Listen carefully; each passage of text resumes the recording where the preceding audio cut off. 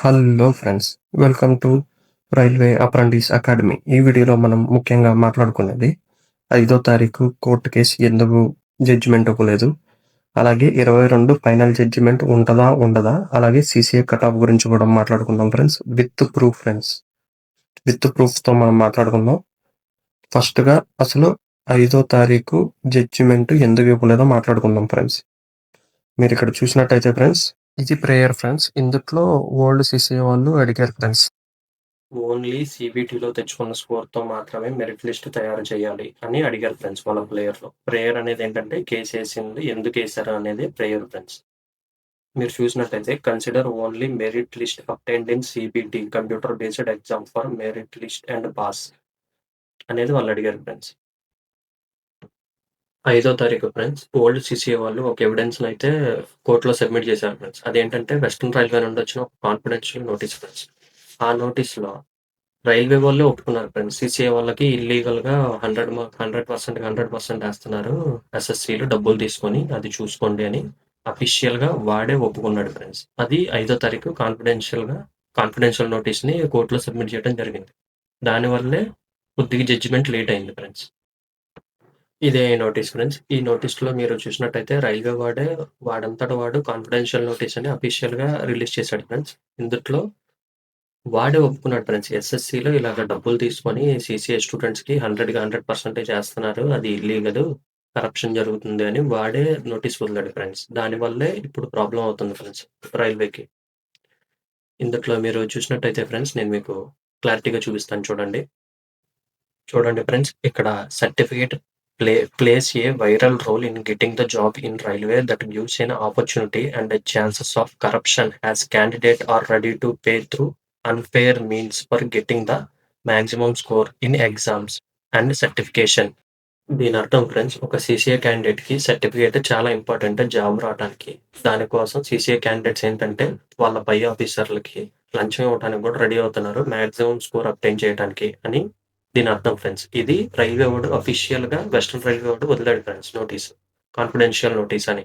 అది 5వ తారీఖు సిసిఏ వాళ్ళు కోర్టులో సబ్మిట్ చేశారు ఫ్రెండ్స్. అది అయితే రైల్వే వాడికి ఇంకో ఆప్షన్ కూడా ఉంది ఫ్రెండ్స్. వాడు ఏం చేశాడంటే వాడి నోటిఫికేషన్లోనే ఒక పాయింట్ ఇచ్చాడు ఫ్రెండ్స్, 12.5 అని. అది మీరు చూసినట్టయితే ఫ్రెండ్స్ చూపిస్తాను చూడండి.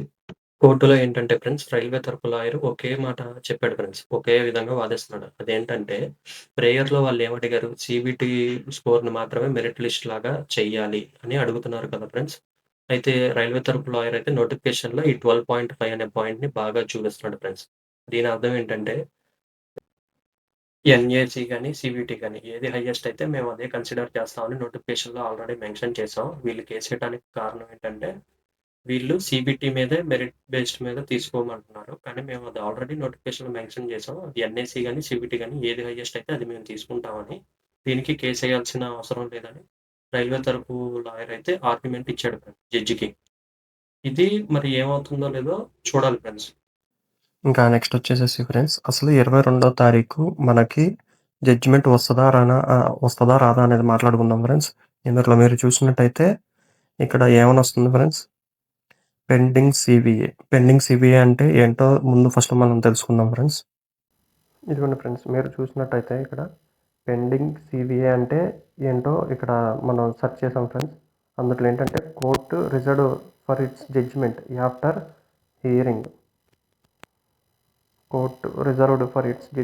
After hearing arguments friends. అంటే కోర్టు అనేది జడ్జిమెంట్ ఇవ్వడానికి రెడీగా ఉంది ఆర్గ్యుమెంట్స్ తర్వాత అని దీని అర్థం ఫ్రెండ్స్. ఇదే నేను మీకు తెలుగులో కూడా డిస్ప్లే చేశాను ఫ్రెండ్స్. ఎవరైనా తెలుగు రాని వాళ్ళు, అదే ఇంగ్లీష్ రాని వాళ్ళు ఎవరైనా ఉంటే తెలుగులో అర్థం చూసుకోండి ఫ్రెండ్స్.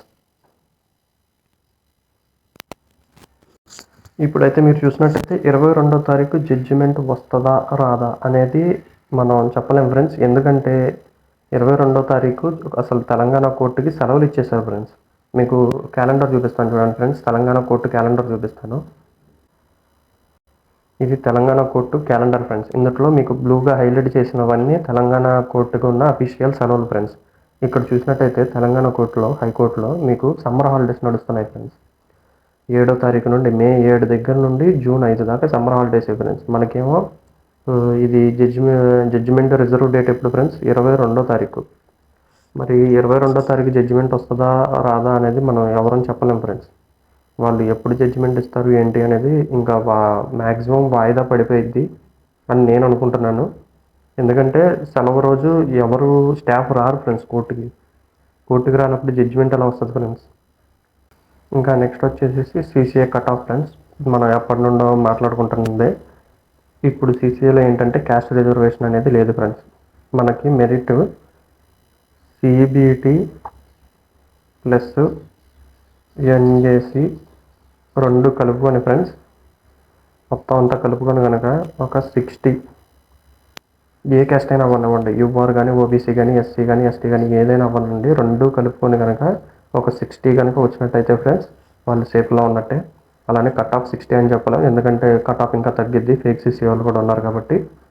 50 నుండి 55 మధ్యలో కట్ ఆఫ్ ఉంటుంది. కానీ ఫస్ట్ టీవీలో మనకి మాత్రం రావాలంటే ఖచ్చితంగా 60 ఉండాల్సిందే ఫ్రెండ్స్. 60+ ఓకే ఫ్రెండ్స్, ఈ వీడియో మీకు నచ్చినట్టయితే లైక్ చేయండి, సబ్స్క్రైబ్ చేసుకోండి. అలాగే మరిన్ని వీడియోల కోసం వెయిట్ చేయండి ఫ్రెండ్స్. నేను మళ్ళీ నెక్స్ట్ వీడియో కూడా అప్లోడ్ చేస్తాను. ఉంటాను ఫ్రెండ్స్. Bye friends.